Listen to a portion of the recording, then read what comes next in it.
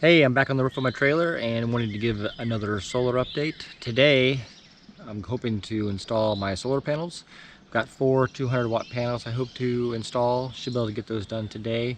And from there, the installation will be complete. I wanted to give you an update. We actually did travel twice now with the batteries and the inverter and such. And what we found, one of the things I wanted to do was to be able to drive with the inverter on and be able to power the refrigerator. Our first trip towards Huntington Beach, South Carolina, which is just south of Myrtle Beach, and we ended up having some traffic problems and the drive ended up being 6 hours, and we used about 40% of the battery just to power the refrigerator, and maybe I had the intent on a few things miscellaneous. We went to a Harvest Hose and we were able to, it was cold that night and we ran the space heater for a couple hours, and it really burnt the batteries up pretty quickly. And we were able to watch TV, run the microwave for dinner, and then the next morning when we got up, we had battery was getting closer to 25%. Joanne was able to use the hairdryer, and from there we went to a campground. So I guess one of the concerns was maybe the batteries are burnt down a little bit lower, but I definitely want to use the batteries to power the refrigerator so I don't have to have the gas on. But we'll get the solar panels on, and then from there I can kind of test the appliances and see how things last, and try to work out if something is running on the AC to be able to turn that off if it's not needed while I'm driving. I'm not sure how well the solar panels will charge while I'm driving. I would think they would work pretty well because you're not going to have a lot of trees and a lot of shade, but I don't know if how the moving impacts that. But yeah, we're going to put the solar panels on today, and I'll try to take a few pictures of that and put it in part of this video.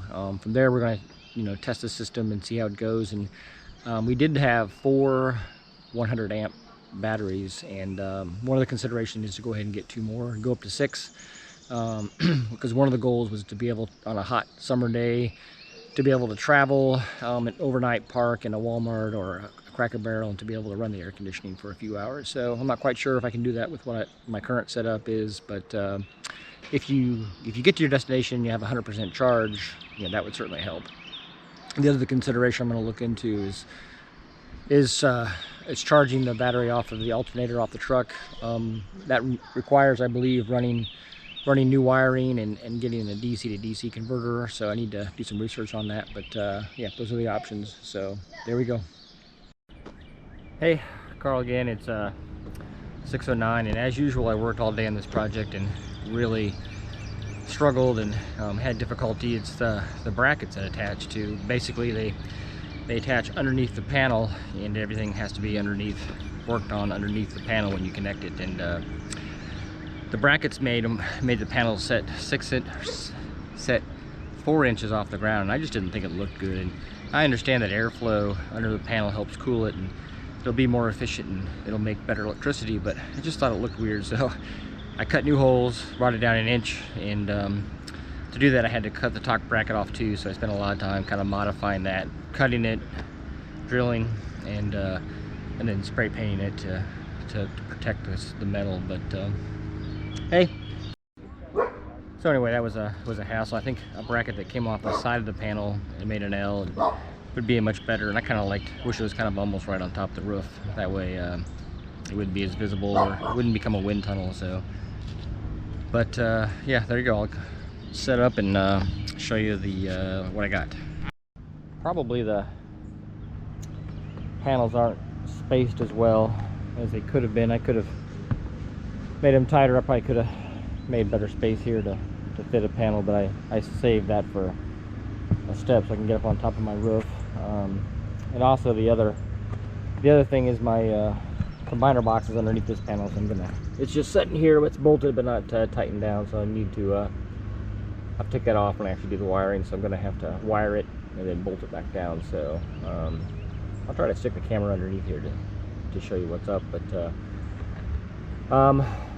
little hot tip if I can on this video. I've done this roof several times. I put the box on. We've had a leak in the skylight again, and you just, as a owner, you need to check your roof all the time. So when I was working on here, I turned around, and I've already covered it, but there was a there was a great big crack on this front cap that I've covered back in. And when you push on it, you can see it movement. So more die-core there. And then back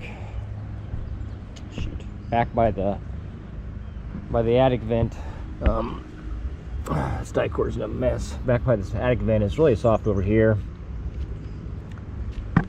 It's not good. Probably needs to be. Will probably need to be repaired. I wonder. Solid here and then a little soft. So I don't know. I wonder if eventually if I could come up and just cut it out and put new plywood down from the top and then cover it with a new membrane. Probably would void the warranty, but you know, these roofs are supposed to be a 12-year warranty, but it just covers the membrane, so I don't know, the stuff that happens underneath it probably wouldn't be covered. But anyway, this spot was soft, and so I put new die-core around all the attic vent, just in case it was leaking there. But I can't think that it would leak from it could have leaked from the old skylight over here. So but yeah, stepping on it's soft, so that's not positive. It's almost like I've done all this work on this trailer and feels like the whole roof will need to be replaced. So that'll be an expensive adventure, but we're hoping this trailer lasts for a while. It's a little bit small for us, but it fits in our home and it fits in all the campsites, so we like it a lot. We've got too much stuff in it, and we've got too big of dogs. So let me see if I can find the dog. Oh, there she is. My work companions. Mabel, you want to say hello?